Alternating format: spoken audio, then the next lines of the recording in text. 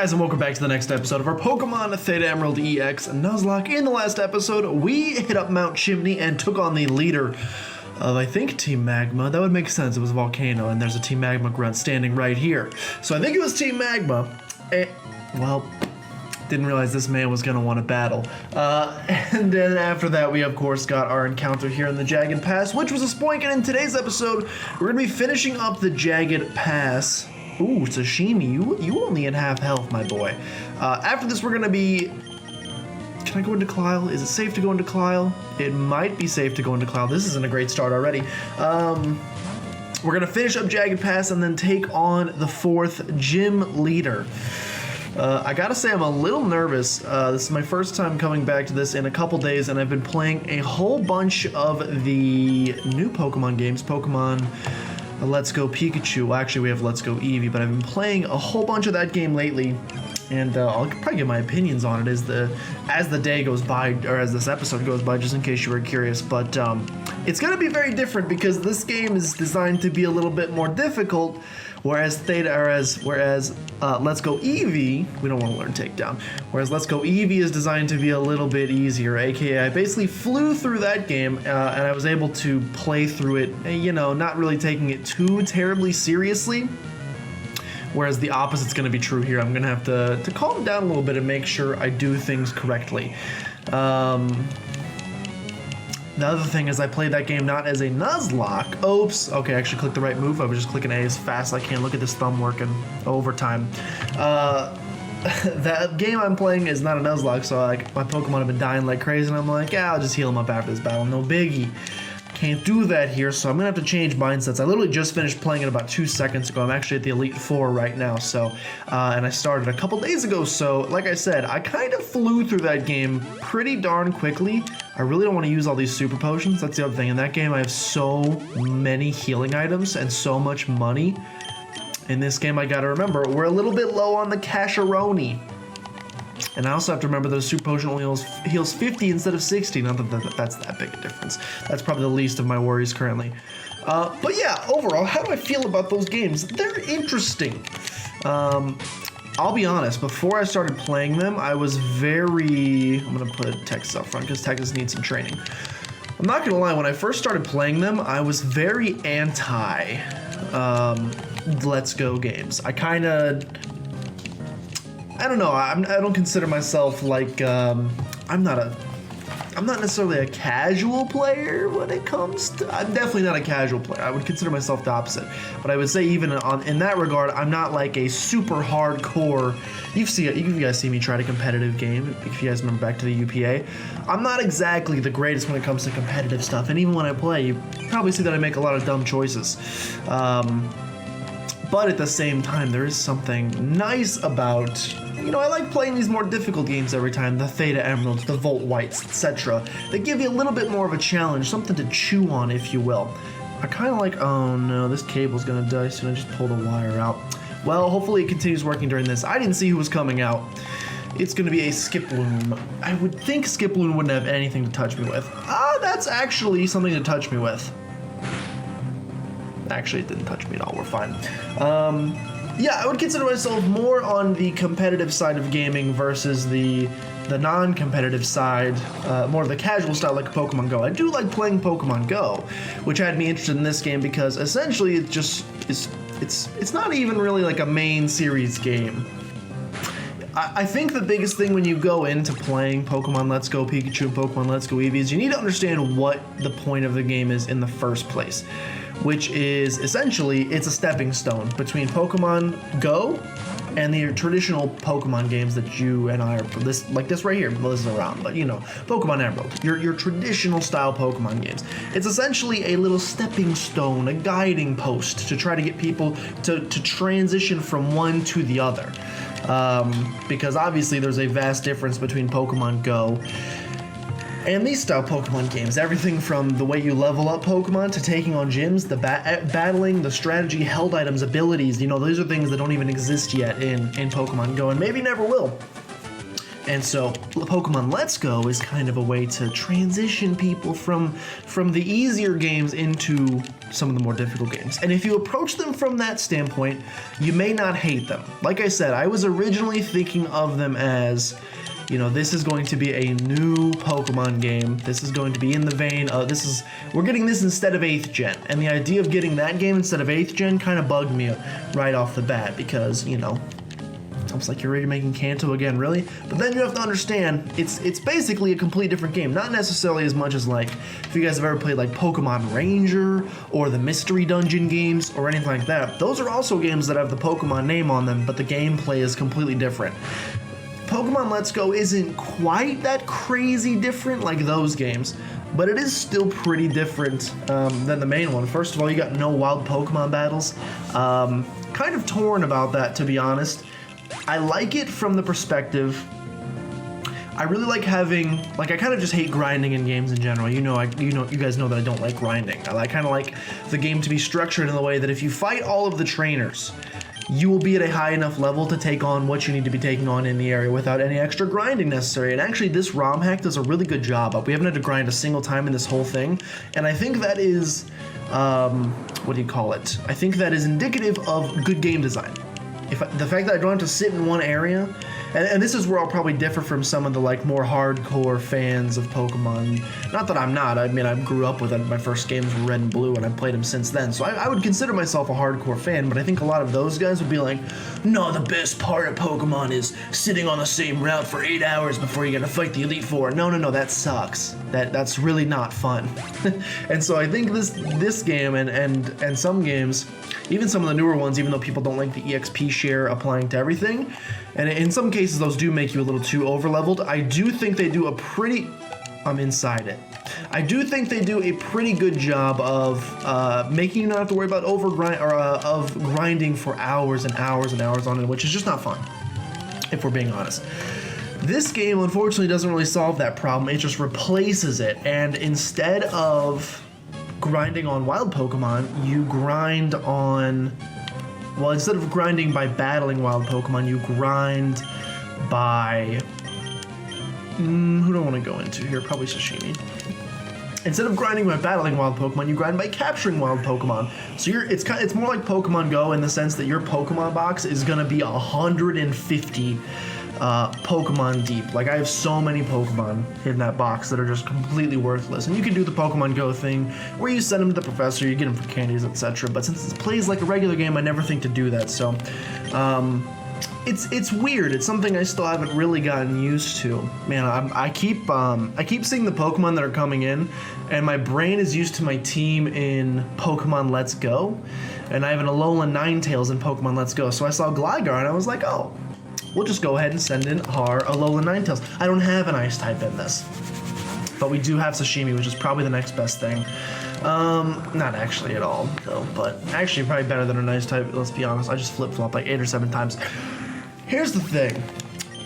Wild Pokemon walking around, though, is one of the coolest things I've ever seen in my entire life. Let's go into Texas here. I wouldn't think the Swallow would have anything to really hit me. If I lose Texas, I'm gonna cry. His lower HP kind of scares me. But unless this thing has, like, Earthquake or something, which I wouldn't think a Swallow would have. I could be wrong there. Come on, what are you gonna have? Body Slam, we're fine. Yeah, the fact that in Pokemon Let's Go, the wild Pokemon just walk around instead of you just randomly running into them into caves is amazing. It's amazing for 2 reasons. Number one, if you're looking for something in particular that you want to catch, you can just avoid everything else and then go get that. That's amazing. If I'm going through Mount Moon and I know I want a Clefairy/Clefable on my team, what's the point in walking around and encountering a million things until you get that 1% Clefairy, when I can instead just walk around, wait for one to pop up, and then run into it? I think that is amazing design and an amazing change that I honestly hope they bring into 8th gen. I really, really, really like the Pokemon just walking around. It's also nice because I'm very lazy, and instead of using a repel, you can very easily just dodge all of the Pokemon as you go. So I really like it from that perspective as well, that you really don't even need repels anymore. You can kind of just avoid the things you don't want to do, which I think is pretty cool. Again, the fact that you're just catching wild Pokemon like crazy, that's something they haven't exactly sold me on yet. I'm gonna need a little bit more time to really get used to that. We have $23,000. We can buy like 20 more potions. That's probably it, unfortunately, though. And there are Ultra Balls for sale, which is great. The catching Pokemon they haven't really sold me yet. I definitely miss the weakening Pokemon. There's two things I hate about the catching Pokemon mechanic. Number one, Pokemon have the ability to run away. I cannot tell you how many times, thank you for the charcoal, I cannot tell you how many times I have just been sitting there for 10 minutes throwing Pokeballs at something rare. Like in one case I found a Dratini. Actually I found a Dragonair, it was the evolved form. And I threw like 25 Pokeballs at it for it to just run away. It really sucks to see you waste that much money on something. Hydro Cannon, huh? I mean, we could teach that to Sashimi, but I think I like Aqua Tail better. He's a physical attacker. So it's nice. I don't know. I think I just hate the running away mechanic. I can only imagine how many videos there's going to be on YouTube of the heartbreak that ensues when somebody, sends in... Did I heal my Pokemon, by the way? I did. We may have kind of a tough time here. I don't want to say that Sashimi's just going to carry us through this entire gym, but if I were you, I would go ahead and get used to the fact that Sashimi may carry us through this entire gym. Level 34. Okay, as I was bragging about not having to grind, we may be under-leveled for this gym. I may bring... Seeing these levels makes me think it might actually make sense. Because if you look at the squad, Sashimi's 37, he's the highest. Everybody else is under that level 34. I think we might need to bring back the EXP share. Maybe this game, like I said, maybe this is one of those games where even with the EXP share, it doesn't exactly do you wrong. It doesn't do you dirty to have it. Hold on. Let's take the EXP share back and let's get a couple levels. That way, again, this is mostly just to minimize grinding because I really don't want to have to do that on camera for you guys. I also know there's a guy hiding right here, so we're going to battle him in the meantime. A Ponyta. He's only level 33, which isn't as bad, although he has Inferno. Yeah, I hate the running mechanic, and then I also kind of miss the ability to weaken Pokemon and make them easier to catch by putting them to sleep or by doing things like that. I just recently captured Articuno and Zapdos in that game, and I think I literally just sat there. It brings me back to like when I didn't know that you could weaken Pokemon to make them easier to catch, even though that's what the guy told you on literally Route 1, or that you could put them to sleep to make them easier to catch. It kind of takes me back to like Pokemon Red and Blue and sitting there trying to catch Articuno. You remember back then when it's like you would throw the Pokeball and if you were too low a level, it would literally say it had no effect, or like it doesn't even capture it.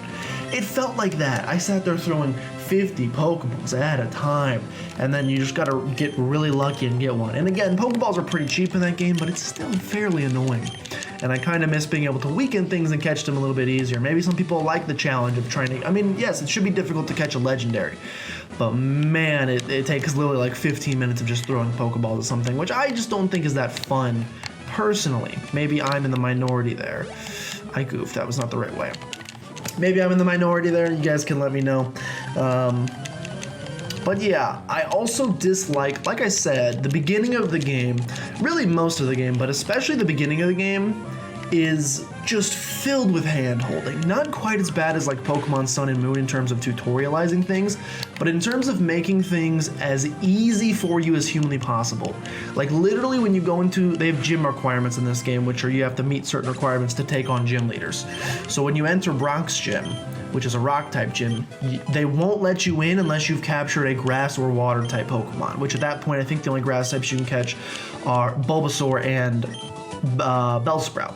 So if you didn't want to have one of those on your team, sorry, the game has decided for you that you actually will be using one of these Pokemon. Ooh, we're gonna have a double battle here. I dislike double battles. I dislike double battles. Double battles give us a good opportunity to lose a Pokemon, so I wish we didn't have to do this. Yeah, and so that's kind of annoying for me. We have a Gourgeist, level 35 Gourgeist, and we have Texas. Oof. He frisked me. Oof, oof, oof. Okay, so this is bad because Texas clearly cannot stay in, and I'm really scared for Georgie staying in as well, to be honest. Do you go for the Shadow Ball on this thing, or do you try to hit both? Do you hit both with the Air Cutter? I think I'm gonna go for the Shadow Ball because it's stronger. Who do you send in here? You gotta send in Sashimi, but Sashimi's part... Oh, this is rough. I think I'm gonna send in Wanda. I'm scared to send in Sashimi against the Gourgeist because quad weak against grass type moves, man. That's kind of scary. And there's a Seed Bomb into me, thankfully, but he could have just as easily hit my other boy with the Seed Bomb. Lava Plume's coming in. That hits everybody. So that is thankfully going to hit Gourgeist as well. Of course, Wanda gets burned. This is unfortunate. That's some good damage to the Gourgeist, and thank you, Magmar. That's actually going to help us take out the Gourgeist with the Shadow Ball. Yeah, some of the gym requirements, some of them aren't as egregious. Like when you get to like the 6th gym, it's like, hey, you gotta have a Pokemon that's at least level 40. That's not as egregious to me. That's just to make sure you don't get completely bopped. So that's fine. Plus the later part of the Kanto region kind of gets a little weird anyway. Like it gets to the point where you can kind of go, do I go down to Fuchsia City and take on Koga? Or do I go into Saffron and take on Sabrina? Or do I go down to Cinnabar? You can kind of... They kind of have it set up that you can almost do whatever you want, which makes it a little bit confusing at times. Okay, now it's 2v1, so this should be a fairly easy fight for the rest of the way. That's not ideal. That's not ideal. We should be at a high enough HP that burn does not kill us, thankfully. But still not an ideal situation to be in. Hopefully this Moonblast takes you out. Of course it doesn't. Oh yeah, you resist it. Of course, I'm dumb. This shouldn't take Georgie out. Good. And I think we're gonna have to double swap here. I think I'm gonna double swap into Sashimi and into Clio. That's where we're gonna double swap. So yeah, the gym requirements, yeah. The beginning of the game was actually so easy, it was offensive to me. Like when you go to take on, oh, we could have gone to Sashimi and went for Rock. No, that's not smart. When you go into the Cerulean City, you know, right before you're about to hit Nugget Bridge and you take on your rival there. I remember that battle very well because in Red and Blue and even in Fire Red Leaf Green, if you're not ready for that battle, you will get bopped. He leads with like a level 18 Pidgeotto. And at that time, you're like level 15, you're like, what in the world am I supposed to do against a level 18 Pidgeotto? They changed it so it's a level 12 Pidgey. It's so easy. It's so easy it hurts. Which again is probably my main, and if I had a gripe to have with the game, that would be the beginning is a little bit too easy. But again, they're trying to help people from Pokemon Let's Go into, or Pokemon Go into the Pokemon world. So it makes sense why they do it. But man, it's almost offensive at times how easy some of the stuff is. So again, that would be that's probably my main gripe that I had with the game as I was playing through it. I'm obviously gonna go heal because that was a little bit scary. Just in case they force me to do any other double battles, I might go ahead and just make sure that Sashimi is always out front, just because it seems smart to me. Or not out front, but at least gonna be in that second position, which will help. Other things I like and dislike about the game. Obviously, the graphics are fantastic. It's, oh, we should have went down that one. Then we wouldn't have to do the double battle. Obviously, the graphics are fantastic. It is on the Switch. It's the first console game. And I think that has me more excited than anything is some of the cinematics and stuff like that they've been able to do on there. Just how it looks. I am very excited for what they could maybe do with a real Pokemon game. What Gen 8's gonna look like. Just because... you know, they've got so much more to work with now. Before they were fitting, I don't have my DS in here with me, but they were fitting information on these tiny little cards, and you can only fit so much on those. I mean, back when Pokemon Gold and Silver came out and they had 16 gyms and 2 regions, they literally like maxed out what that little cartridge could hold on it. So there's limitations there in terms of not how good they can make the games, but in terms of what exactly they could even put on the games. Ooh. This man is a level 35 Darmanitan. That's kind of scary. There's limitations with what they can do there just because of file sizes. This kid didn't try to go for a belly drum with file sizes. But now, thankfully, that's not an issue anymore because the games are, you know, on a Switch or on a console and you can do more with it. You can use more processing power, which I'm excited for. You know, I was talking with some buds the other day. They could potentially even do voice acting in these games if they wanted to because not the Pokemon voice acting is ever necessarily the best, but it's at least an option they could they could use if they wanted to, because there's got to be a trainer here. Okay, I was gonna say it's at least an option they could use, because they now have the file size that they could drop those, you know, MP3 formats, MP3 files on there with people's voices talking. It's something they've never been able to do before, but they could. Oh, thank you, Georgie, for being a tank. It's something they have never been able to do before, but could potentially do this time, which is awesome. Yeah, I'm gonna risk the crit on the sucker punch. It didn't kill us, so we're fine. And that's honestly something I would love to see, is some voice acting in a Pokemon game like that. I think that could be Wandagro's level 34. I think that could be pretty cool to see. Maybe something they haven't normally done before. And excuse me, I'd like to super potion up Georgie. Thank you. It'd be something pretty cool. There's a lot of cool things they could do, and I think there's a lot of decent things that they did. Nothing? There's got to be a battle here. Nothing? Battles? Alright, I goofed and went the wrong way. No, I didn't. I'm at the gym leader. Oh, shoot. I guess it's time to take on the gym leader. I've been yapping pretty much this entire time. I'm actually going to send Clyle up first, because Clyle has that sturdy. Yeah, I guess we're just going to go ahead and take on this gym leader. We haven't really had issues with gym leader thus far, and I would think that Sashimi is a pretty hard counter to this gym leader here, so I'm not too overly worried. Welcome, no wait, puny traitor. How good to see you've made it here. I've been entrusted with the, no wait, I am Flannery and I'm the gym leader here.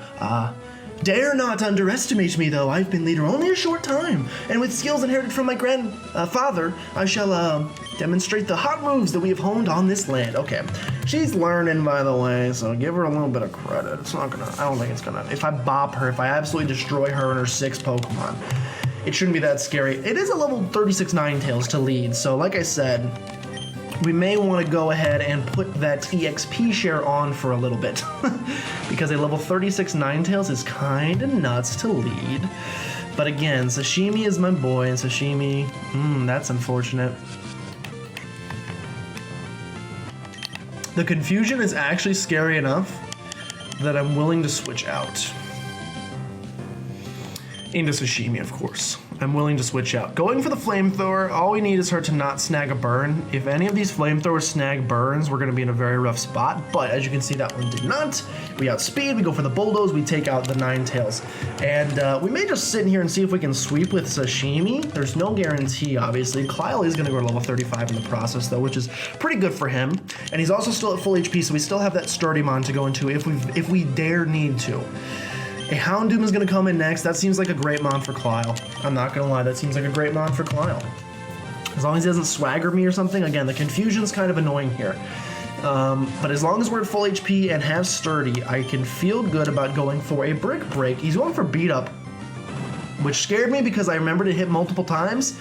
But as you can see, we're not too worried about the damage output that it's doing clearly. It did break the Sturdy though, so that's something to remember. We no longer have a Sturdy. Unless we want to heal up with like an Oran Berry or something, but other than that, we don't have Sturdy. So that is, let's go ahead and keep that in the back of the brainstem here. It's going to be important to know. Wanda's going to gain a whole bunch of stuff. A Delphox is coming in next. That's a Psychic type. A Psychic Fire type, which I think Georgie can handle. I'm not trying to make this just the Sashimi show. I like to spread the wealth a little bit where I can. So we'll go into Georgie here. Oh, I didn't realize Delphox was the final evolution, but that's a little bit scarier. You're gonna outspeed me, I bet. So I'm actually gonna go for the payback. There's the flamethrower. I'm gonna go for the payback, even though it's not stab. The fact that it does double damage should be pretty good for us. It's not quite good enough for us. Are you gonna heal on this turn? I think you are, so I'm gonna switch into Sashimi. This Pokemon's kind of scary. I know people kind of poo-poo on Delphox. He did go for the heal there, or she did, which is amazing, because I can now go send up a light screen. I'm attacking physically, so that's actually not a big deal at all. Thank you for doing that. You've actually just encouraged me to stay with Sashimi for the rest of this battle, so I think that's probably what we're gonna do. I hate to say you forced my hand, but you've absolutely forced my hand. Sashimi's going to go to level 39, and Macargo's coming in next. We got a quad effective Aqua Tail coming in. I accidentally held the speed up button there because I thought I was clicking the A button, but I was actually holding the speed up button. So I apologize for the vast speed of that. We have a Camera Up coming in next, which I figured would be your lead, or your ace in the back. It actually wasn't your ace in the back. Once again, a quad effective Aqua Tail. Nothing to be that scared of, in my opinion. We're going to gain a whole bunch of experience. And your last Pokemon is going to be a Torkoal. I did forget about the Torkoal. Of course, the Torkoal is your final. We can go for Rock Slide Flinches. I'm going to go for a Bulldoze first to lower the speed. And then we'll see what that does. Oh, we're fine. What are you going to do? Curse Up? Actually is going for the Iron Defense. I think the Aqua Tail, even with the raised defense, will take you out, though, so... It did not quite, which is kind of annoying. Yeah, you're going to start doing some annoying stuff now. Again, if you snag one of these burns, you make things very annoying for me. The light screen did wear off. Now we got Heel Town USA. We got Heel Town USA, and with these iron defenses being set up, we're essentially waiting for a crit. A crit is going to save our lives. I'm going to start going for bulldozers, and I think I'm just going to wait for the crit to happen. We could also go for... Don't no paralysis, please. Nice. I think this will probably take you out, so... We're going to go ahead and get ready to put another badge on the layout. What a good time. Maybe my freaking Pokemon Let's Go skills are translating over to this, and maybe it's actually making me the most fearsome trainer this side of the planet Earth. Oh, there's also another thing I really like about Pokemon,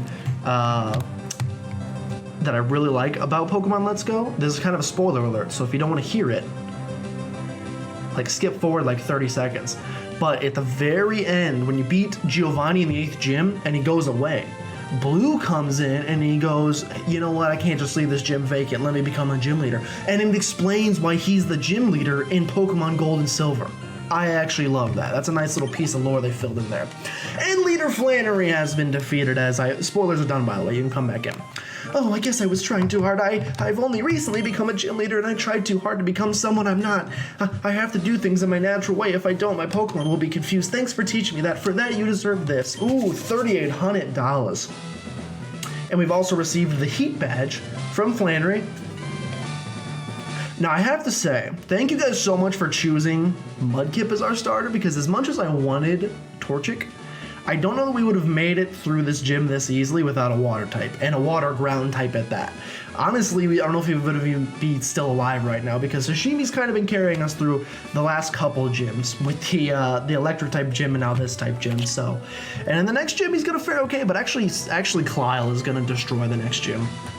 If you have the Heat Badge, all Pokemon up to level 50, even those you get in trades from other people, will obey. If you will obey you completely, and it lets Pokemon use the HM move Strength outside of battle. This is a token of my appreciation. Don't be shy about taking it. It's TM50. It's Overheat. We know how the game works. We've been around the block once before in our lives. Thank you for Overheat. We could maybe teach someone Overheat if they want to learn it, but I would guess that nobody wants to learn it. Yeah, that's a big ol' no. It's a big old nobody wanting to learn that. That's okay. Where's May? Here she is. I don't think we have to battle her here, but she's going to give me a sweet pair of glasses. Gilmore, long time no see. Oh, while I visited the hot springs, you got the Lava Ridge Gym Badge. You must have collected good Pokemon. No, I believed you raised some. I guess it would be okay for you to have this. The Go Goggles have been obtained. With those Go Goggles, you'll have no trouble getting through the desert near Route 111. But wow, Gilmore, challenging gyms? You're trying really hard because you don't want to lose to me. I bet I bopped you every time. You did take down one of my Pokemon, though. Gilmore, I think I should challenge your dad in Petalburg Gym. See you again.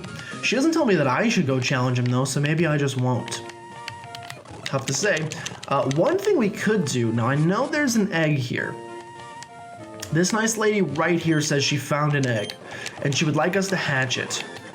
I would like to take it and hatch it. I think it's just gonna be a why not, but let's be honest, a why not is better than nothing, so why not hatch it, you know what I'm saying? So I think what I'll do really quickly to end this episode is, yes, I will take the egg. What I will do very quickly to end this episode is grab the bike, use the mock bike. I'm gonna go back and forth very quickly for however long this takes. Probably a decent amount of time, even with the massive speed up button where I'm jumping through time and space. I'm sorry if this is making you sick. It's actually kind of making me sick out of the corner of my eye. I'm going to do this until this egg hatches, and we will end this episode with a nice little hatch happening. Again, I don't think it's going to be anything super duper exciting, but still, nonetheless, probably worth doing anyway. Okay, I'll see you guys in a little bit. All right, that actually didn't take nearly as long as I thought it was going to. Is it going to be a why not, or is it going to be something cooler? Is it going to be something cooler than a why not? It's just a why not.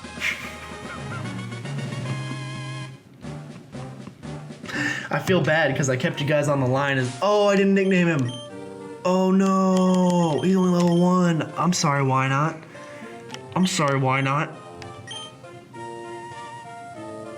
That's a goof. Well, the nameless why not? I'm gonna go ahead and be honest. Yes, we could go back to the name raider and nickname him, and I probably will at some point. But let's be honest. We're never going to use this why not anyway. If we decide to use this why not, look at the other psychic types we got in there. We're never using this why not. If we ever happen to decide we want to use the why not, then we can use the why not. I also think I'm going to go ahead and deposit the EXP share again, just because we didn't really have that much of an issue getting through that chip. So you know what, we'll be totally fine.